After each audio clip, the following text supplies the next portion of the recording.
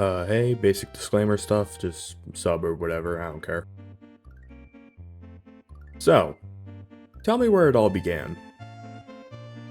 Well, it all started about 13 years ago. I was at the top of my world. Fame, respect, women. I just felt untouchable at the time. I was told that I was the best around and how most could not even compete with me after the following years. Yes, I am familiar with your history. Launch day maps usually have a high praise for their visual map design. Well, if you know that much already, I guess I'll just skip until most recently. I'm not sure what happened, but it just felt overnight. Everyone changed their views on me. My once praisal for gameplay was then heavily criticized and then compared to people such as Derice. But I was always told I was so young and I was better than that map. It's almost impossible for a person to keep their opinions the same for so long. People are allowed to change as a person and adapt over the years. And so did you. Treyarch noticed your achievements a few years after your success with a remake on their sequel games. Yeah, and that's where the problems began. I don't think anyone liked the new me. My quality was questioned and was meant to compete against the heavy hitters on the BO3 engine. I'm just a crappy port. Well, it is true that not all the maps had the best transition to the BO3 engine, but the fact that you were given the chance to be a part of it compared to the other maps that did not make the cut, such as Mob the Dead or Buried, two very solid maps that came out after you. Listen, Doc, just be straight with me. Am I a bad map? Well, if you ask me... Hello gamers, it seems that we have hopped into a time machine to the 1960s. Well, at least that's what the funny man over here says in the loading screen. Who would have thought the MDT was capable of time travel? How many stations does this group have? Keener der Toten Black Ops 1. Some praise it for being the best zombies map of all time. Others have come to criticize it over the past years because people say that it is oversaturated from nostalgia. It just so happens that this map was chronologically next for me after the events of Derice. I will cover this map in a second, but let's quickly go over some notes. Timeline wise, the crew just went to Shinonuma to get a thing, and then they went to the Derice facility to get another thing. Wow, this game is great so far! Anyways, good old Ricky Toffin over there combined the teleporter with the Wunderwaffe or something like that, and bada bing bada boom, we're here. Wow, what great storytelling. This map has a great purpose for the zombies community, and there is a reason why it became so well liked. The map was meant to be a blueprint for things to come. Pretty much everything seen in Keener der Toten would continue to stay within the other maps. It pretty much grabbed you by the arms and said, listen buddy, this is your new life from now on whether you like it or not. Unfortunately, as the community has grown over the years, the need for a simple map died out entirely, and these simple design maps were almost entirely looked down upon. The original four maps, in my opinion, were an absolute definition of standard zombies. Are they good? In certain points, yeah. Are they bad? God, no. They all have had their purpose of existing to ease a player into the things to come in the future, and Kino did no different. Anyway, spawn again, you know the drill, and well, this is going to be a little difficult this time. Yeah, the biggest thing I didn't mention in the previous video was that, well, this game wasn't just called Zombies. Let's just say that there was another word in front of it that rhymed with Yahtzee. I guess I won't really delve into it, but if my video gets cucked by YouTube, at least I'll know why. The starting room layout is extremely simple with 4 barricades to watch over, one for each player if playing co-op. This is meant to be the main lobby of the theater. We can see little bar to the side which has Quick Revive sitting there, which yeah, I'll get into it in a minute. I think my most memorable moments in Kino is actually just in the spawn room, standing in front of the barricade watching a zombie come in from the streets while looking at my metallic pistol shine in the darkness. Or simply just being an idiot and dolphin diving down the stairs with friends. The nostalgia that comes with this map is extremely intense, just like Derice. We're already a decent chunk into the video and we're only on room 1, so it's time for a speed run. Okay, so going up these stairs and to the right you can find this door. Wow, look how nice it is in here. Whoa, is that foreshadowing? Also check out these neat paints. Nope, don't have time for that. Next room, and oh! Speed Cola's in here in a new trap. Okay, next room. Wow! It exists. We made it to the room power on, lads. Okay. That's 1/2 done. Or we can go to the bottom left here and find a random room. Wow, open this door and oh my eyes! Oh hey, double tap. Next area, wow, this left side sucks. And power! Okay, we're done. Anyways, after going and getting the power on, the curtains open and you can go back to spawn with a new door that opened in the middle. This map design reminds me of something. We also have Jug in this map as well. In fact, do we have any new perks? Well, yeah. No! This perk machine isn't real.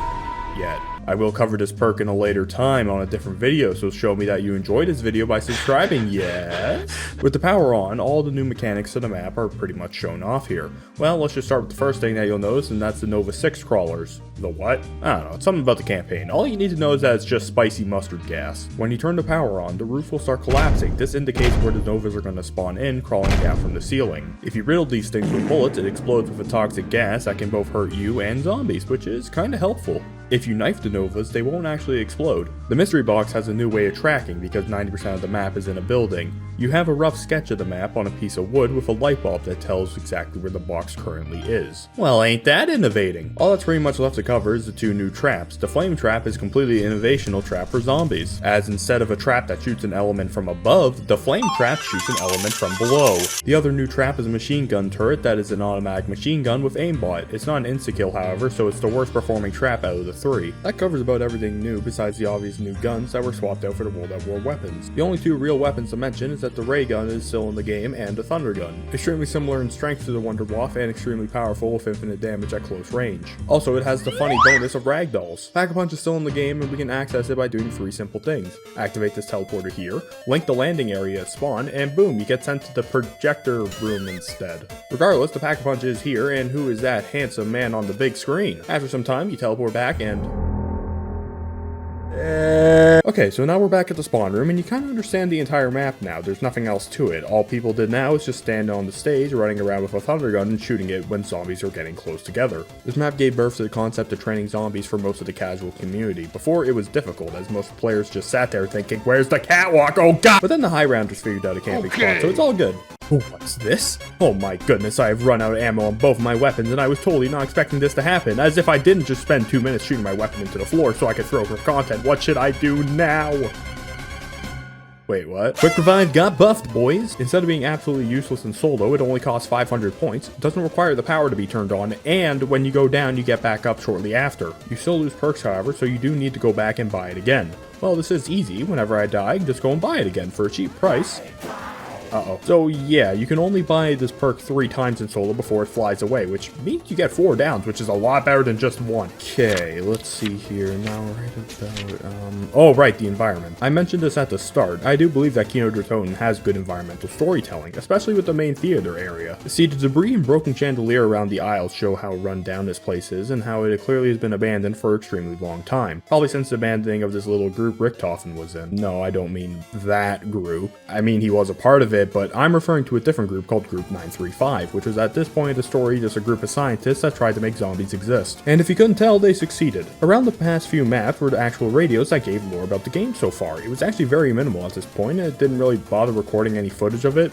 Plus, I didn't know where it was. In Kino, however, these projector reels can be found in these weird rooms that I showed earlier from the teleporter. These rooms can be offices, or more importantly, a child's room. What's the point of this room? Ooh, spooky. Anyways, you can take these reels back to the projector room, and now you will see some fun visuals. And wow, this quality is worse than my live stream VODs. Anyways, 935 was most likely going to present the work of zombies in front of an audience, as you can see these weird containment pods in the backstage with things in them. So what do I think of this map? It's good.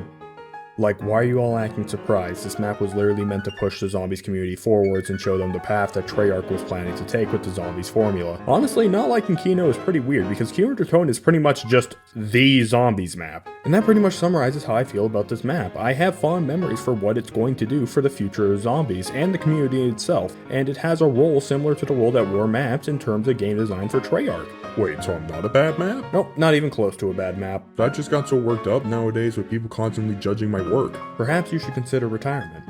What do you mean? Well, I think you managed to serve a purpose in people's lives, and I think you've done everything that you can and provided just as much as any other World at War map, and they have essentially been on a retired state for a while now, with just getting simple callbacks from time to time. Perhaps it's time for you not to be so critical on yourself and treat your life as the main performance. Some of the harshest critics can be the people you trust the most. Maybe. I do enjoy hanging out with Doris from time to time. Honestly, I still need to think about it, but I do think you're onto something. I believe our hour is almost up, but I just want to say I think you're doing a great job with yourself and finding your place in life again after recent events. Okay, so let's see who's next, and oh god, it's you!